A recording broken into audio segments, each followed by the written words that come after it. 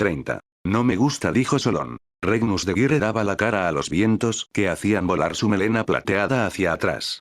Ese día los gemelos estaban callados, de modo que solo se oía el viento que pasaba por encima de la muralla. El duque lo escuchaba como si intentara contarle algo. Después de 10 años, os convoca, insistió Solón. ¿Por qué iba a hacer el rey semejante cosa en la víspera de la mayoría de edad de vuestro hijo? ¿Cuál es el mejor motivo para reunir a todos tus enemigos en un sitio? Preguntó Regnus, sin apenas alzar la voz lo suficiente para que se oyera por encima del viento. No había dejado de hacer frío ni con la llegada de la primavera. En Aullavientos no hacía nunca calor. El viento del norte atravesaba la lana y se burlaba de las barbas y melenas que los hombres se dejaban para retener un ápice más de calor. Para acabar con ellos, respondió Solón. Mejor acabar con ellos antes de que puedan reunirse, dijo Regnus. El rey sabe que haré cuanto esté en mi mano por estar en casa para la ceremonia de mi hijo. Eso significa viajar deprisa. Eso significa una escolta pequeña. Muy inteligente por parte de Alaine no ordenaros llevar una escolta pequeña, observó Solón. No lo creía capaz de tanta sutileza. Ha tenido 10 años para pensar en esto, amigo mío, y la ayuda de su comadreja. Su comadreja era Fergun Safasti, un mago que no era exactamente el moralista más riguroso de Shozendi. Para colmo, Fergun conocía a Solón de vista y le encantaría revelar al mundo que era un mago si veía algún beneficio en ello. Fergund era el motivo de que Solón hubiera acabado pasando el año entero con Regnus a medida que Logan asumía más responsabilidades en la corte. Empezaba a creer que había sido un grave error. ¿De modo que creéis que nos atacarán por el camino? Preguntó Solón. Regnus asintió de cara al viento. ¿Y supongo que no podré convenceros de que no vayáis? Preguntó Solón. Regnus sonrió, y Solón no pudo evitar amarlo. Pese al descalabro que había supuesto para su familia y cualquier ambición que tuviese de ocupar el trono algún día, asumir el mando de Aullavientos había dado vida a Regnus. Había fuego en Regnus de Guire, algo fiero y orgulloso como en los reyes guerreros de antaño. Su mando revestía una autoridad clara, y el poder de su presencia lo hacía padre, rey y hermano para sus hombres. En la sencilla pugna contra el mal, destacaba, se deleitaba incluso. Los montañeses de Calidor, algunos de los cuales jamás habían hincado la rodilla ante hombre alguno, eran un pueblo guerrero. Vivían para la batalla, consideraban una deshonra morir en la cama y creían que la única inmortalidad se alcanzaba mediante los hechos de armas que cantaban sus juglares. Llamaban a Regnus el Rustabkeslagen, el diablo de las murallas, y en los últimos 10 años sus jóvenes se habían estampado contra esas murallas. Habían intentado escalarlas, sortearlas a escondidas, atravesarlas mediante sobornos. Habían escalado los gemelos e intentado caer sobre Aullavientos desde la retaguardia. En todas las ocasiones, Regnus los había machacado. Con frecuencia, lo hacía sin perder un solo hombre. Aullavientos estaba compuesto por 3 murallas en los 3 puntos más estrechos del único puerto de montaña entre Cenaria y Calidor. Entre las murallas había mortíferos campos que los ingenieros de Regnus habían sembrado de abrojos, fosos, lazos y trampas de avalancha con piedras de las montañas circundantes. En 2 ocasiones los clanes habían superado la primera muralla. Las trampas habían recogido tal cosecha de muerte que no había sobrevivido nadie para contar lo que habían encontrado. Podría ser de buena fe, supongo, dijo Solón. Logan dice que el príncipe y él son buenos amigos. A lo mejor esto es fruto de la influencia del hijo. No tengo una gran consideración por el príncipe, objetó Regnus. Pero él sí la tiene por Logan. Podemos tener fe en que el príncipe haya salido a su madre. Esto podría hasta ser obra de ella. Regnus no dijo nada. No deseaba pronunciar el nombre de Nalia, ni siquiera después de tanto tiempo. ¿Esperar lo mejor, pero prepararnos para lo peor? Preguntó Solón. 10 de nuestros mejores hombres, caballos de refresco para todos y viajar por la costa en vez de por la carretera principal. No respondió Regnus. Si han montado una emboscada, habrán montado 2. Puestos a elegir, prefiero que hagan su jugada en campo abierto. Sí, señor. Solón tan solo desearía saber quiénes eran los otros jugadores. ¿Sigues escribiendo cartas a esa tal Kaede? Solón asintió, pero se puso rígido. Sentía un hueco en el pecho. Pues claro que el comandante lo sabía. Una carta enviada todas las semanas y ninguna respuesta. Bueno, si después de esto no recibes carta, por lo menos sabrás que no es porque las tuyas sean aburridas. Regnus le dio una palmada en el hombro. Solón no pudo evitar una sonrisa compungida. No sabía cómo se las ingeniaba Regnus, pero de alguna manera en su compañía resultaba tan fácil afrontar un corazón roto como la muerte. Mama K se encontraba en el balcón de una mansión que no debería estar donde estaba. Saltándose los dictados de la tradición y la cordura, Rod Grimson había construido su opulenta mansión en pleno centro de las madrigueras. No le caía bien Rod, nunca le había gustado, pero en su trabajo conocía a poca gente que le cayese bien. La cuestión era que debía tratar con Rod porque no podía permitirse no hacerle caso. Era uno de los valores en alza del Sakaje. No solo era inteligente, sino que parecía convertir en oro todo lo que tocaba. Tras las guerras de las hermandades, se había dado a conocer como líder de los matones rojos, hermandad con la que no había tardado en apoderarse de la mitad de las madrigueras. Por supuesto, el Sakaje había tomado cartas en el asunto. La muerte de Corbin Fisil a manos de Durzo fue solo la primera, pero habían hecho falta años para calmar del todo las aguas. Entre los 9 había cundido la curiosidad por saber cómo había manejado Rock su hermandad para apropiarse de tanto territorio. Y a Rod no le habían hecho gracia las preguntas de Mama K, pero las había aceptado. Una palabra de ella y jamás entraría en los 9. Otra palabra, y estaría muerto. Era lo bastante listo para saberlo. Rod tenía casi 30 años. Un joven alto e imponente que se comportaba como un príncipe entre perros. Ojos azules bastante juntos, pelo moreno, gusto por la ropa de buena calidad. Ese día llevaba una túnica gris decorada con los trenzados planganos que empezaban a ponerse de moda, pantalones a juego y botas altas recamadas en plata. Llevaba el pelo moreno ligeramente aceitado, y de vez en cuando le caía un rizo sobre los ojos. Si alguna vez te cansas de trabajar para nuestro maestro de la moneda, te iría bien en uno de mis burdeles. A los hombres les encantaría, dejó caer Mama K con el único fin de ver cómo lo encajaba. Rod se rió. Lo tendré presente. Con un gesto de la mano indicó a los sirvientes que les llevasen el desayuno. La mesita estaba pegada al borde del balcón, y estaban sentados uno al lado del otro. Al parecer, Rod quería que Mama K admirase su villa. Probablemente esperaba que le preguntase por qué la había construido allí. Mama K no pensaba darle esa satisfacción. Aparte, ya lo había investigado por su cuenta. Sabía que los motivos eran bastante buenos. El terreno daba al río por un extremo, lo que le permitiría contrabandear a pequeña escala, pero el embarcadero era demasiado pequeño para obtener grandes beneficios y llamar la atención de la corona. Además, había podido adquirir los terrenos por una miseria, aunque había tenido que contratar a tantos vigilantes durante la construcción que había perdido lo ahorrado. Los pobres a los que había desplazado, tanto los honrados como los ladrones, se habían lanzado a robar tanto como pudieran de aquel insensato que levantaba una mansión en su lado del río. A Mama K no le extrañaría que los matones hubiesen molido a palos a centenares de ellos. Sabía que habían matado por lo menos a media docena. Ser descubierto en los terrenos de Grimson sin permiso acarreaba la muerte. Los muros eran altos, coronados por cristales rotos y pinchos de metal que destacaban como sombras afiladas a la luz del amanecer. Vigilaban esos muros varios matones, hombres eficientes que además disfrutaban con su trabajo. Ya no intentaba colarse nadie de por allí. Los aficionados ya habían pagado el precio de intentarlo o bien conocían a alguien que lo había hecho. Los profesionales sabían que podían cruzar el puente de Banden y encontrar botines más fáciles. Sus jardines eran bonitos, aunque se limitaban a las flores y las plantas que no crecían alto para que sus arqueros no tuviesen un ángulo de tiro reducido. Las manchas de carmesí, verde, amarillo y naranja de los jardines contrastaban vivamente con los sucios grises y marrones de las madrigueras. Los sirvientes llegaron con el primer plato, naranja sanguina cortada por la mitad con una capa de azúcar caramelizado. Rod rompió el hielo con un comentario sobre el tiempo.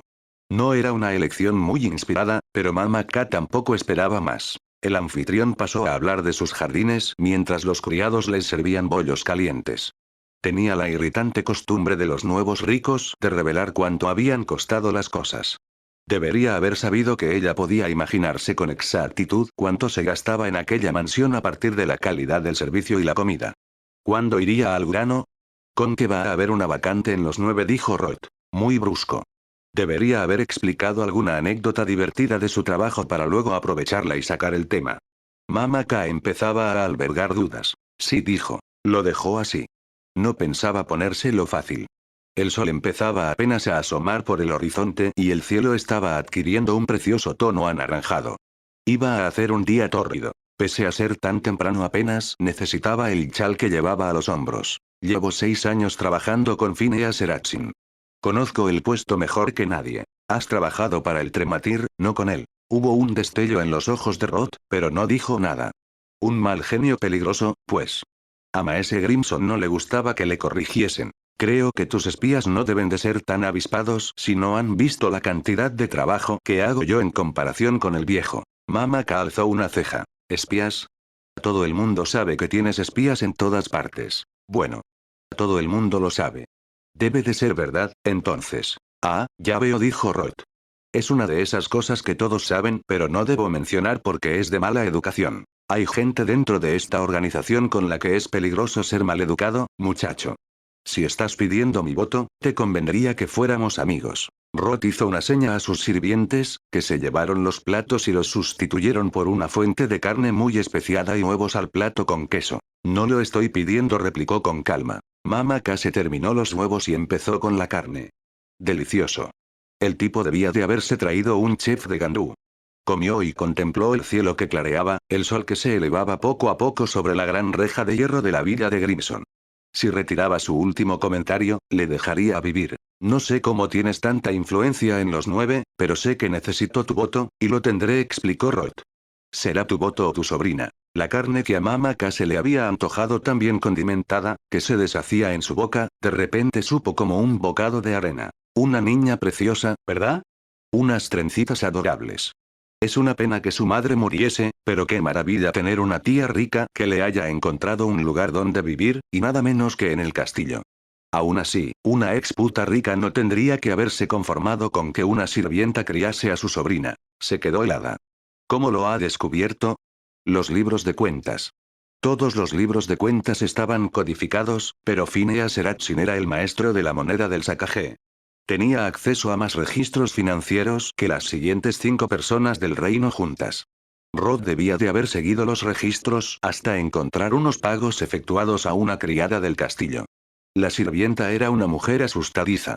Una sola amenaza de Rod debió bastar para doblegarla. Rod se puso en pie, con el plato ya vacío. No, no, siéntate. Acaba el desayuno. Eso hizo Mama K, mecánicamente, aprovechando el tiempo para pensar. ¿Podía sacar a la niña del castillo a escondidas? Para eso no podía recurrir a Durzo, pero tampoco era el único ejecutor al que conocía. Soy un hombre cruel, Wimberé. Quitar una vida es. Rod se estremeció de éxtasis al rememorarlo. Mejor. Mejor que cualquiera de los placeres que vendes.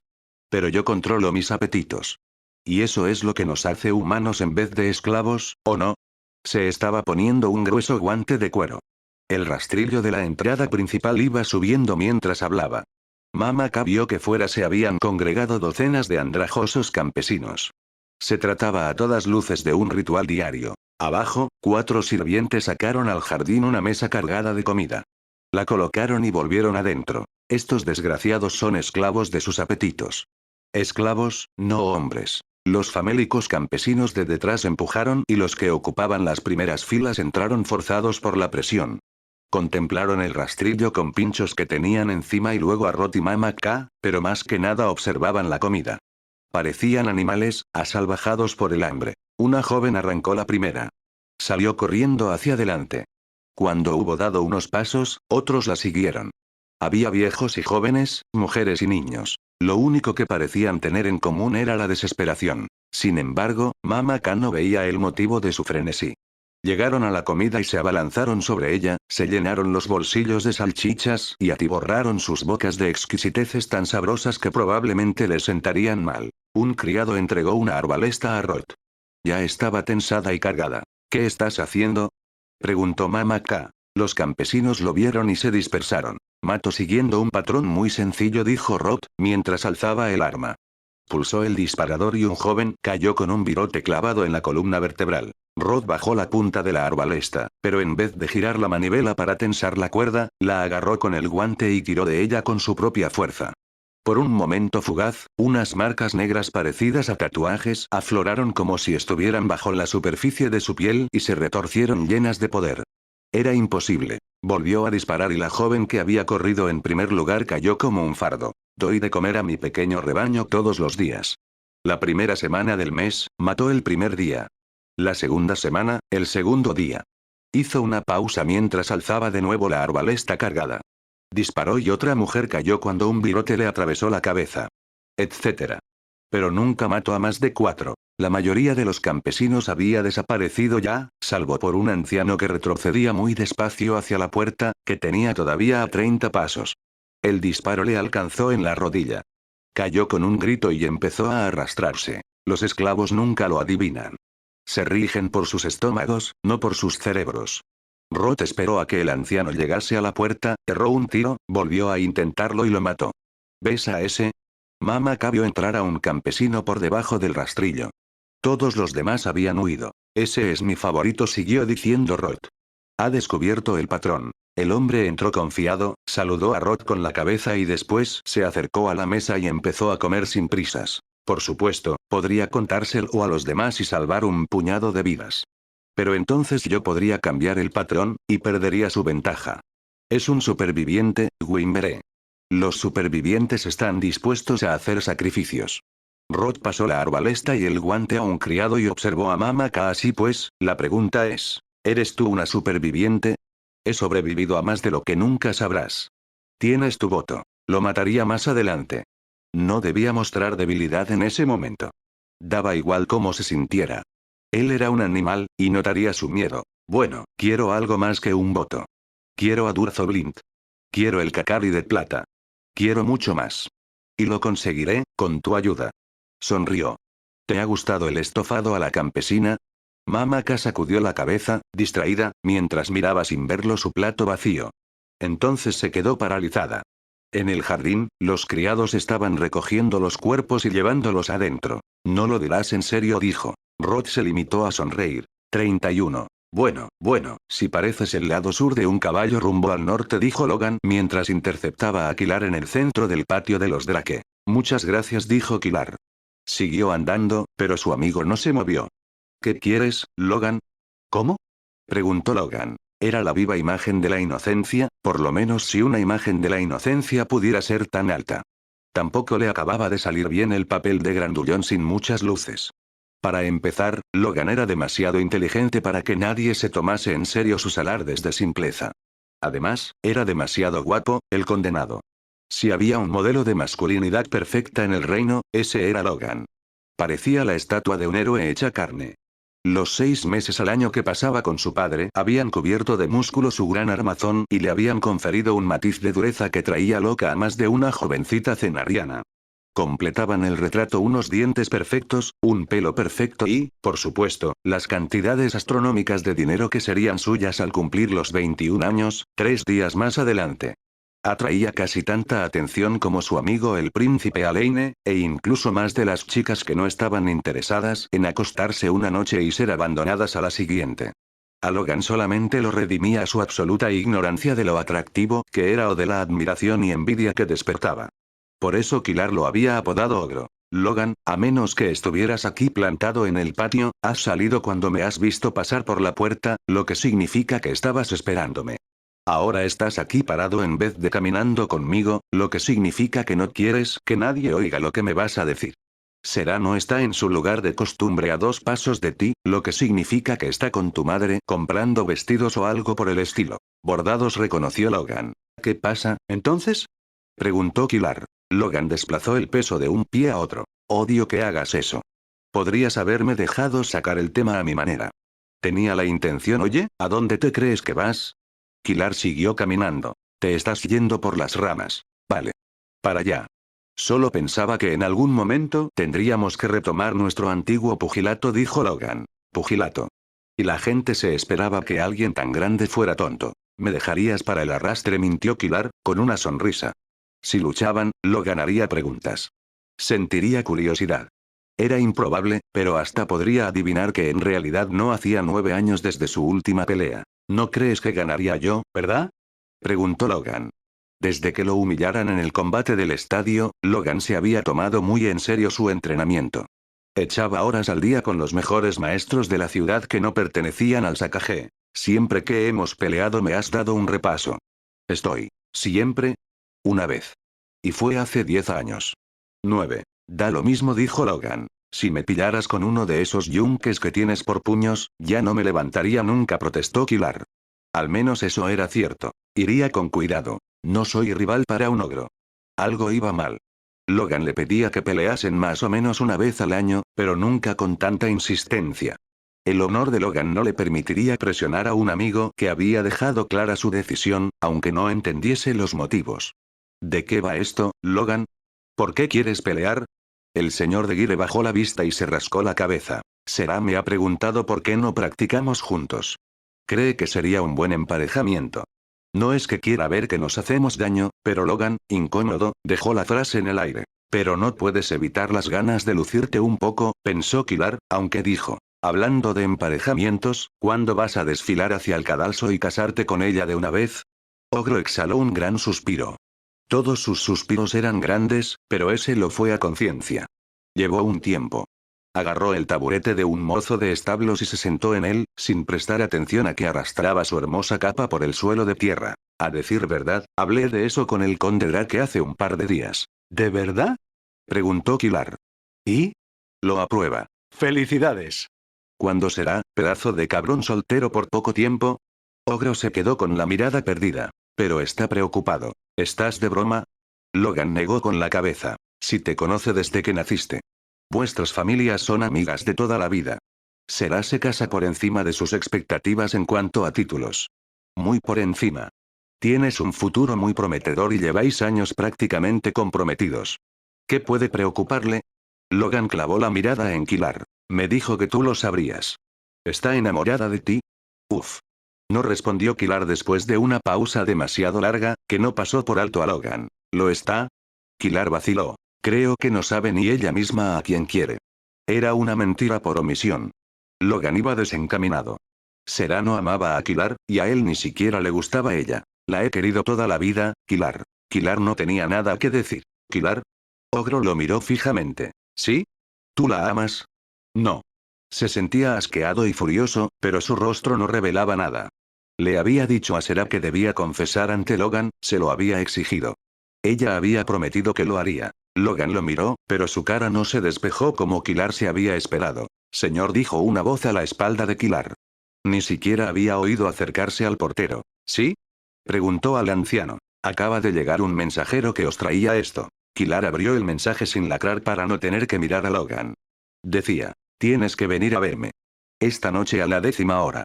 Jabalí Azul. Jarl. Kilar sintió un escalofrío. Jarl. No sabía nada de él desde que había dejado las calles. Se suponía que su viejo amigo lo daba por muerto. Eso significaba que Jarl lo buscaba bien porque necesitaba a Kilar Stern, bien porque sabía que Kilar era Azot. El problema era que Kilar no podía imaginar ningún motivo por el que Jarl pudiese necesitar a Kilar Stern. Si Jarl conocía su identidad, ¿quién más estaría al corriente? El maestro Blind ya se había ido, pero más tarde Kilar tendría que hablar con él. De momento debería ocuparse solo. Tengo que irme, dijo. Se volvió y arrancó a caminar con paso firme hacia la puerta. Kilar. Exclamó Logan. Kilar se volvió. ¿Confías en mí?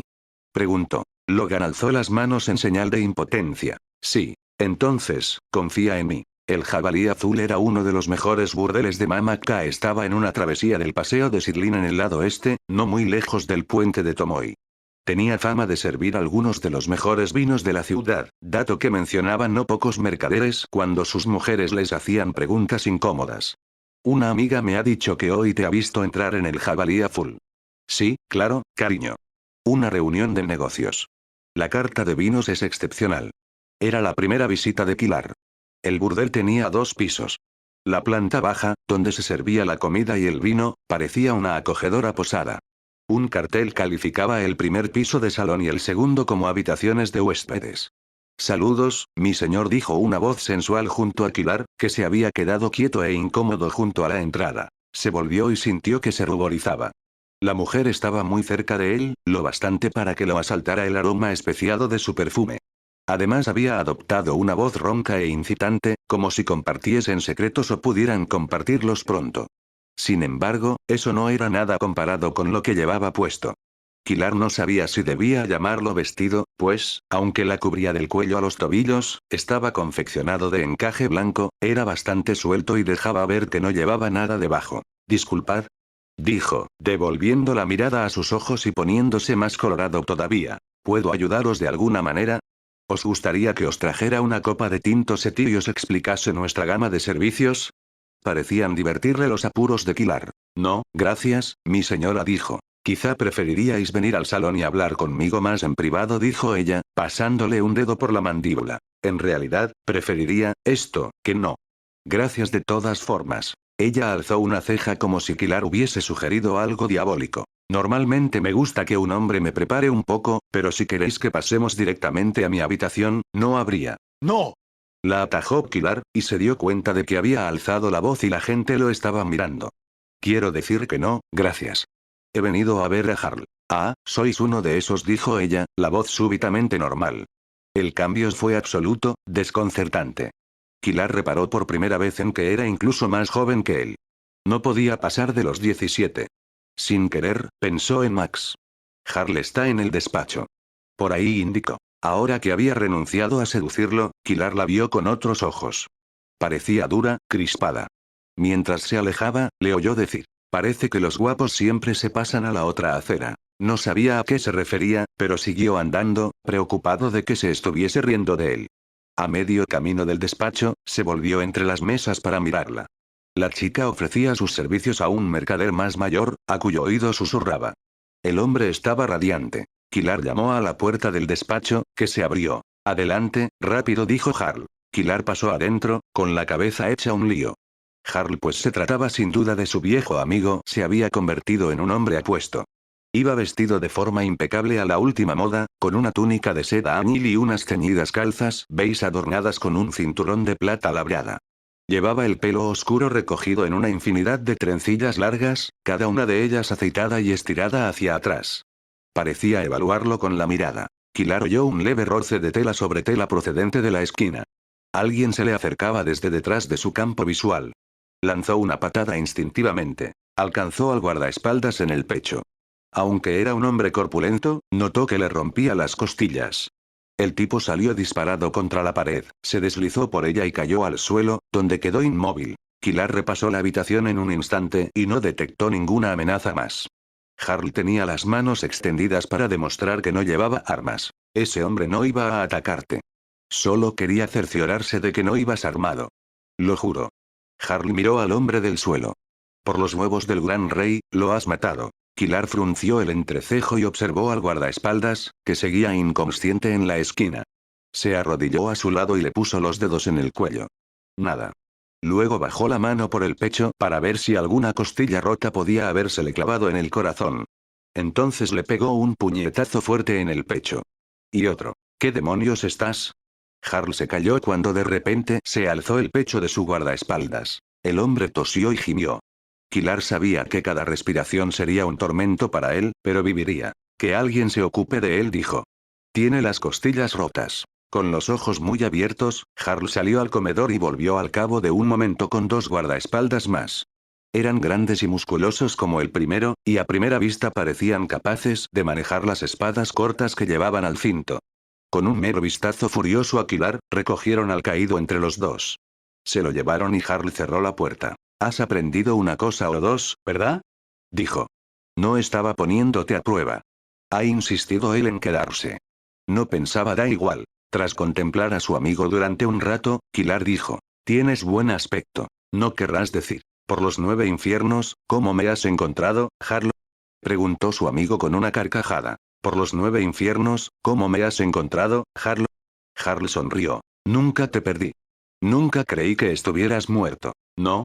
Nunca pudiste ocultarme nada, Azot. No pronuncies ese nombre. Ese chico está muerto. ¿Ah, sí? Preguntó Harl. Es una pena. Se hizo el silencio en la habitación mientras los dos hombres se miraban. Kilar no sabía qué hacer. Harl había sido su amigo, o amigo de Azot, por lo menos. ¿Pero lo era de Kilar? Que supiera quién era él, quizá desde hacía años, le indicaba que no se trataba de un enemigo. Por lo menos de momento. Una parte de él quería creer que Harl tan solo deseaba verlo, que anhelaba la ocasión de despedirse que las calles nunca les habían brindado. Sin embargo, llevaba demasiados años con el maestro Blind para adoptar una perspectiva tan cándida. Si Harl lo había llamado ahora, era porque quería algo. ¿Ha llovido mucho para los dos, dijo Harl. ¿Me has hecho venir para hablar de eso? Mucho, sí señor, prosiguió Harl, decepcionado. En parte esperaba que no hubieses cambiado tanto como yo, Kilar. Hace años que quiero verte. Desde que te fuiste, en realidad. Quería pedirte perdón. ¿Perdón? No era mi intención dejarla morir, Kilar. Es que muchas veces no podía escaparme. Lo intentaba, pero a veces, hasta cuando lograba escabullirme, no la encontraba. Ella tenía que moverse mucho. Pero un buen día desapareció sin más. Nunca supe lo que pasó. Lo siento mucho. A Harley se le llenaron los ojos de lágrimas y apartó la vista, apretando la mandíbula. Cree que Helene está muerta. Se culpa. Ha vivido con esos remordimientos todos estos años. Kilar abrió la boca para decirle que estaba viva, que le iba bien según todas las informaciones que le llegaban, que a veces la observaba desde lejos los días en que salía de compras, pero no le salió ningún sonido.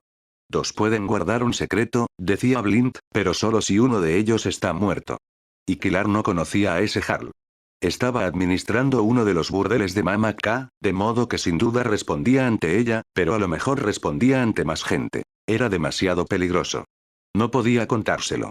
Las relaciones son sogas que atan. El amor es un nudo corredizo. Lo único que mantenía a Kilar a salvo era que nadie sabía de la existencia de un nudo corredizo con su nombre. Ni siquiera él sabía dónde estaba Helene. Se encontraba segura en algún lugar del lado este. Casada, tal vez, a esas alturas. Tendría ya 17 años, al fin y al cabo. A lo mejor hasta era feliz. Lo parecía, pero Kilar no se atrevía a acercarse demasiado aunque fuera a escondidas. El maestro Blint tenía razón. Lo único que mantenía a Helene a salvo era estar lejos de Kilar. La seguridad de Helene tenía más peso que los remordimientos de Harl. Más que cualquier otra cosa. Maldita sea, maestro Blint, ¿cómo puedes vivir así? ¿Cómo puedes ser tan fuerte, tan duro? Nunca te he culpado por ello, dijo. Era una respuesta lamentable y sabía que no ayudaría en nada, pero no podía ofrecer otra cosa. Harl parpadeó y, cuando volvió a cruzar la mirada con Kilar, sus ojos oscuros estaban secos. Si eso fuera todo, no te habría pedido que vinieras. Durzo Blink tiene enemigos, y tú también. Eso no es exactamente una noticia, dijo Kilar. Daba igual que Blint y él nunca hablasen de los encargos que realizaban y que cualquiera que conociera su trabajo de primera mano estuviese muerto. Las cosas se sabían. Las cosas siempre acababan sabiéndose. Otro ejecutor les atribuía un trabajo, o un cliente se jactaba de a quien había contratado. Tenían enemigos a los que habían agraviado, y otros que solo creían que Durzo los había agraviado. Era uno de los precios de ser el mejor. Las familias de los murientes nunca atribuían un golpe exitoso a un ejecutor de segunda fila. ¿Te acuerdas de Roth? Uno de los mayores de Rata, ¿no? Dijo Kilar. Sí. Al parecer, es más listo de lo que nos creíamos. A la muerte de Rata bueno, todo el mundo huyó como de la peste. El resto de las hermandades se aprovecharon y tomaron nuestro territorio. Todos tuvimos que buscarnos la vida.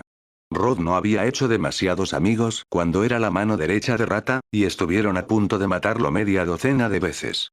Parece ser que siempre te culpó a ti, a mí, por matar a Rata. Si no te lo hubieses cargado, nadie se habría atrevido a ir por Rod. Tampoco se creyó nunca que estuvieras muerto, pero no estaba en condiciones de descubrir en quién te habías convertido. Eso está cambiando. Kilar notó una opresión en el pecho. ¿Sabe que estoy vivo? No, pero ocupará un lugar entre los 9 en cuestión de un año, puede que menos. Hay una vacante ahora mismo que está intentando cubrir. Desde una posición de tanto poder, te encontrará. Yo no lo conozco en persona, pero circulan unas historias, es un auténtico sádico. Cruel. Vengativo. Me da miedo, Kilar.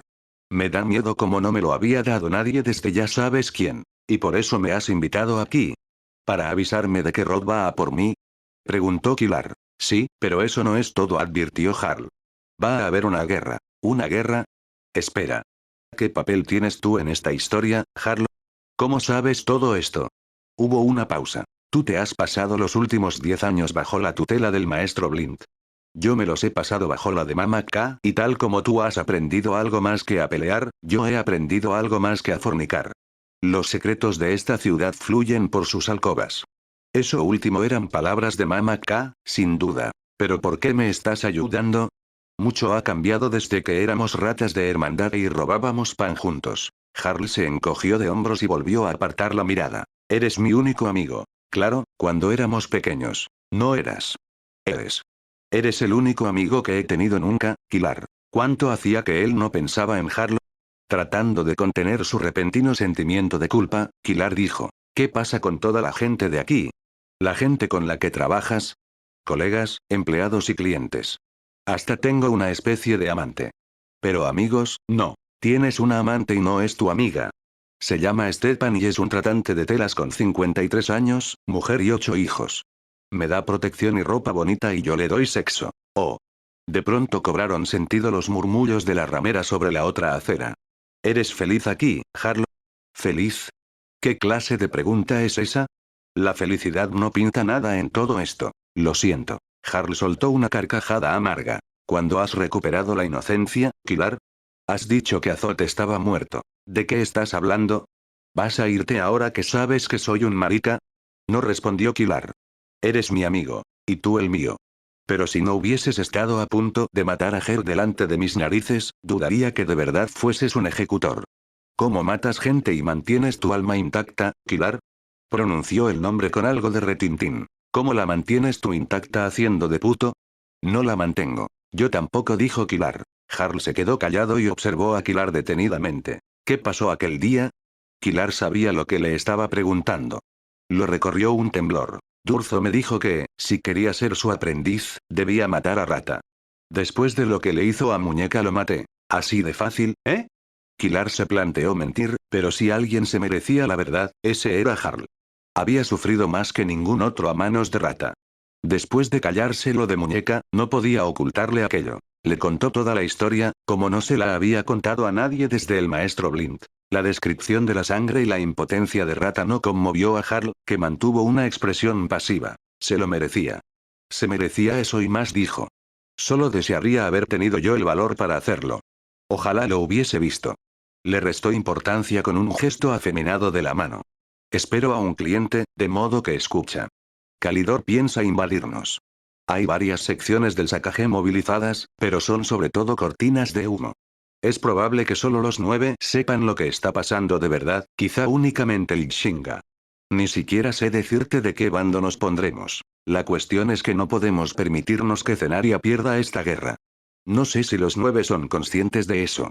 Los Ursul reclaman derechos sobre Cenaria desde hace generaciones, pero fue hace unos meses cuando el rey dios Ursul exigió como tributo una gema especial y derecho de paso por el reino, declarándose más interesado en llevar la guerra a Modai que aquí.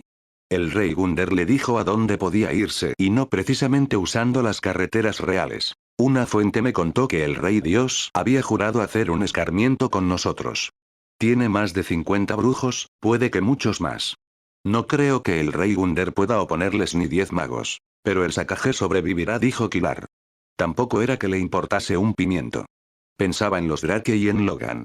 Los calidoranos los matarían. El Sacagé sobrevivirá, Kilar, pero si queman todos los negocios no habrá dinero que extorsionar. Si todos los mercaderes están arruinados, no pueden apostar ni ir de putas. De algunas guerras podemos beneficiarnos. Esta nos arruinará. ¿Y por qué me lo cuentas? Durzo está de por medio. Claro que lo está, dijo Kilar. Probablemente, la mitad de los nobles del ejército intentan liquidar a sus superiores en la cadena de mando para ocupar sus puestos. Pero el maestro Blind nunca aceptaría un trabajo que pusiera en grave peligro a la ciudad, sobre todo si la situación es tan mala como la pintas. Harl negó con la cabeza. Creo que trabaja para el rey. El maestro Blind nunca trabajaría para el rey, replicó Kilar. Lo haría si tuviesen a su hija. ¿Su qué? 32. El general supremo Agon esperaba en el centro de la explanada de grava blanca rastrillada del jardín de estatuas del castillo e intentaba no delatar la incomodidad que sentía. Vaya un sitio para encontrarse con un asesino. Por lo general, le parecería un buen sitio para encontrarse con un asesino. Aunque Blind le había ordenado no llevar soldados, si hubiese optado por hacerlo allí tenía muchos sitios donde esconderlos. Por supuesto, que ese encuentro tuviera lugar dentro del recinto del castillo también debería haberle tranquilizado. Debería, si no fuese porque el lugar lo había propuesto Blind. El viento nocturno tapó la luna con una nube y Agon agudizó el oído para detectar el mínimo crujido de grava que pudiese anunciar la llegada de Blind. No le cabía duda de que el ejecutor sería capaz de entrar en el castillo. Su memoria estaba tan afilada como las dagas que encontraron aquel día bajo las almohadas reales. Aún así, tenía sus órdenes. Contempló las estatuas que lo rodeaban. Eran héroes, todos y cada uno de ellos, y Agon se preguntó qué hacía él en su compañía. Por lo general ese jardín era un refugio. Le gustaba recorrer los adoquines blancos y negros del paseo y contemplar a esos héroes de mármol, preguntarse cómo actuarían si estuvieran en su pellejo. Esa noche, sus sombras lo acechaban sin descanso. Por supuesto eran imaginaciones suyas, pero no olvidaba que Blint había estado en su dormitorio 10 años atrás, preparado para cometer un asesinato. Nada estaba a salvo con un hombre así. Se oyó un levísimo crujido de grava junto a una de las estatuas. Agon se volvió y, sin pensar, echó mano de su espada. No os molestéis, dijo Durzo Blint. Agon giró otra vez sobre sus talones. Durzo estaba a menos de medio metro de distancia. Dio un paso atrás. El ruidoso era uno de los vuestros, no yo. Blint sonrió con sorna. Uy, un momento, ¿no os dije que no trajerais hombres? No he traído, aseveró Agon. Ya, llegáis tarde, dijo Agon. Ya había recobrado la compostura. Era inquietante tratar con un hombre que no valoraba la vida, y ahora en verdad creía que Blint no la valoraba. Además, veía los motivos en sí mismo. La única manera que tenía de tratar con Blint era ser consciente de que podía acabar muerto, pero eso no era importante. Su vida o su muerte no eran el motivo de que hubiese convocado a Blint. Su vida o su muerte no eran vitales para el objeto de su conversación. Con todo, una parte de él se preguntaba, ¿cómo pueden vivir siempre así los ejecutores? Solo quería asegurarme de saber dónde estaban escondidos todos vuestros soldados, dijo Blint. Iba vestido para matar, descubrió Agon con inquietud. Una túnica moteada de algodón gris oscuro, fina y cortada para facilitar los movimientos, calzas del mismo material y correajes con una veintena de armas arrojadizas, algunas de las cuales el general ni siquiera reconocía. Lo que sí reconoció fue que las puntas de varias de esas armas tenían algo más que acero. Veneno. ¿Es un farol? Agon no había llevado soldados. Aunque su vida no fuese esencial para lo que tenían entre manos, no iba a jugársela por nada. Soy fiel a mi palabra, aunque se la dé a un matón del sacaje, dijo. Lo gracioso es que os creo, General Supremo. Sois muchas cosas, pero no creo que seáis un hombre sin honor o lo bastante tonto para traicionarme. ¿Seguro que no queréis que mate al rey? Tenéis el ejército. Si sois lisio y tenéis suerte, podríais acabar en el trono vos mismo. No, dijo Agon. Soy fiel a mis juramentos. Ojalá esas palabras no me quemaran al pronunciarlas. Os haría descuento. Blint se rió. ¿Estáis listo para oír el encargo? Preguntó Agon. Diría que ya hemos tenido esta conversación, observó Blint. Mi respuesta sigue siendo la misma. Solo me he presentado porque echaba de menos vuestra sonrisa, General Supremo. Y para demostraros que vuestras, seamos sinceros, más bien patéticas defensas seguirían sin impedirme la entrada en caso de que os diera por complicarme la vida. Ni siquiera habéis oído en qué consiste el trabajo. Ahora el rey respeta vuestros talentos. Os pagará mejor de lo que nadie os ha pagado nunca. Quiere que proteja su vida. Lo sé. Patíbulo ha aceptado un encargo contra él. Durzo no hizo caso de la expresión de asombro de Agon. Lo siento. No aceptaré el trabajo. Nunca aceptaré un trabajo para ese inmundo saco de pedos. Seamos sinceros. Alaine de Gunder, que tiene la ridícula pretensión de hacerse llamar noveno como si tuviera alguna relación con los anteriores 8 reyes que llevaron el nombre de Alaine, es un mamarracho. Un hombre salió bruscamente de debajo de la alta estatua del duque de Gunder que había detrás de Agon. Al general se le cayó el alma a los pies al reconocer sus andares. Alaine de Gunder se retiró la capucha. Guardias. Guardias. Brotaron arqueros y ballesteros de todos los balcones, arbustos y sombras a la vista. Otros llegaron corriendo desde el perímetro del jardín. Mi señor, qué sorpresa, dijo Blint mientras trazaba una perfecta reverencia protocolaria. ¿Quién habría esperado encontraros escondido a la sombra de vuestro padre? Pedazo de mierda mierdosa. Chilló el rey. ¿A qué estáis esperando? Gritó a los guardias. Rodeadlo. Los soldados encerraron a Durzo, Agon y el rey en un círculo estrecho. Parecían nerviosos por ver al rey tan cerca de un ejecutor, pero ninguno osaba atraerse la ira del rey separándolos por la fuerza. Majestad, dijo Agon, mientras cerraba el paso al rey antes de que intentara pegar a Durzo Blint. ¿Pegar a Durzo Blint? Trabajarás para mí, asesino, afirmó el rey. No. Ya lo he dicho antes, pero a lo mejor necesitáis oírlo en persona. Estoy dispuesto a mataros, pero no mataré por vos. A los guardias no les hizo gracia oír eso, pero Agon levantó una mano. Con el denso grupo de soldados tan cerca, los arqueros resultaban inútiles. Brillante, majestad.